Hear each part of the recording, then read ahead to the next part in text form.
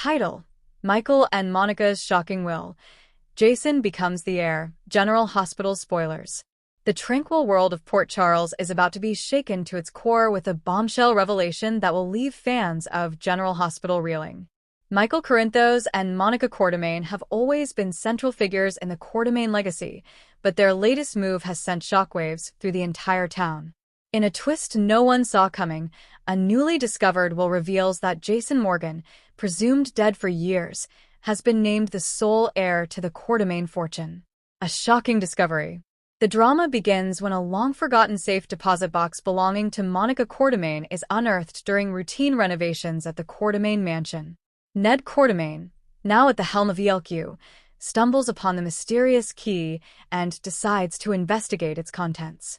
What he discovers is nothing short of earth-shattering, a joint will drafted by Monica and Michael years ago, naming Jason Morgan as the primary beneficiary of the family's vast fortune and assets. The timing of this discovery couldn't be more precarious. The Quartermaine family is already embroiled in turmoil over ELQ's recent merger with Aurora Media and Valentine Cassidy's ever-growing influence. Adding fuel to the fire, Jason's apparent demise in a tunnel collapse in Greece has left many in Port Charles grappling with unresolved grief. Could this be a sign that Jason is alive and poised to reclaim his place in the Quartermaine dynasty? The Quartermaine family's reaction. As news of the will spreads, the Quartermaine family is thrown into chaos. Tracy Quartermaine, ever the pragmatist, is the first to question the authenticity of the document. This has to be some kind of mistake, she declares, her sharp eyes narrowing as she examines the papers. Why would Monica and Michael cut the rest of us out? Brooklyn Quartermaine, caught between loyalty to her family and her own ambitions, is equally stunned. Jason was always the black sheep, she says. Why would they do this? What does this mean for ELQ?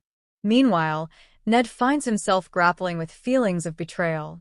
As the presumed steward of the family's legacy, he had always believed he would play a central role in the future of ELQ. The revelation that Jason, a man who had distanced himself from the Quartermaine name for years, could inherit everything leaves him questioning his place in the family. Carly's role in the drama. Carly Spencer, Jason's lifelong best friend and confidant, is equally blindsided by the news. Having recently endured her own share of heartbreak and loss, Carly is torn between hope and skepticism. If Jason is alive, why hasn't he come back? She wonders aloud, her voice tinged with a mix of longing and frustration. And if he's gone for good, what's the point of all this? Carly's involvement adds another layer of complexity to the unfolding drama. As someone who has always been fiercely protective of Jason, she begins to dig deeper into the circumstances surrounding the will. Her investigation leads her to question whether someone is manipulating the Quartermaine family for their own gain. Sam and Drew's perspective.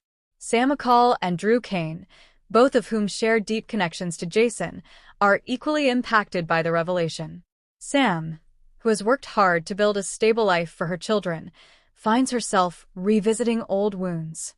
Jason always put others first, she says, her voice breaking. If he's alive, he needs to know how much he's missed. Drew, who has struggled to define his own identity separate from Jason's shadow, views the will as an opportunity to honor his brother's legacy. If this is what Monica and Michael wanted, we need to respect their wishes, he says, though his resolve is tested as tensions within the family escalate. Valentine's schemes.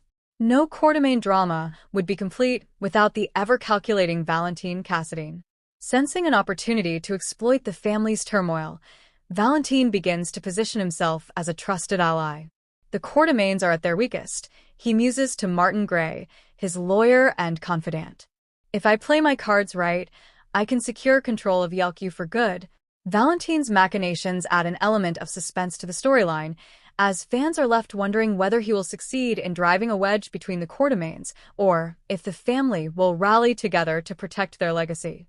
Is Jason alive? The biggest question on everyone's mind is whether Jason Morgan is truly alive.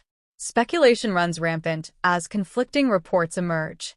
Some claim to have seen Jason in far-flung corners of the world, while others dismiss these sightings as wishful thinking.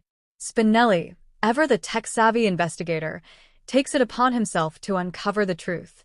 "If Jason's out there, I'll find him," he vows, his determination unwavering. As the mystery deepens, fans are treated to flashbacks of Jason's most memorable moments in Port Charles.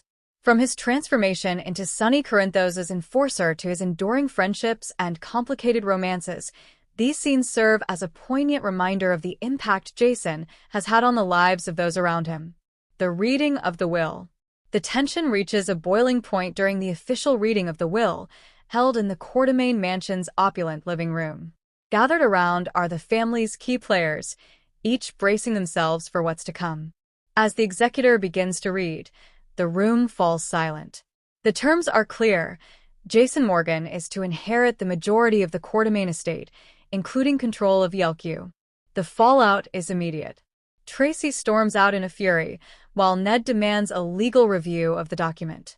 Brooklyn, torn between her loyalty to the family and her own ambitions, tries to mediate but finds herself caught in the crossfire. Meanwhile, Carly and Sam exchange knowing glances, both silently resolving to uncover the truth behind the will. A new chapter for Port Charles. As the dust settles, the residents of Port Charles are left to grapple with the implications of the will.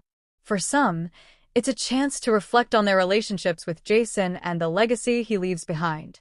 For others, it's a call to action, a reminder that the Quartermaine name carries both privilege and responsibility. In true General Hospital fashion, the storyline is far from over.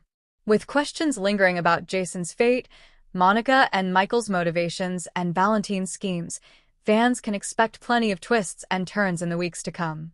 One thing is certain: the Quartermaine family will never be the same again. Stay tuned to General Hospital for more shocking revelations, heartfelt moments, and dramatic confrontations as this gripping saga unfolds.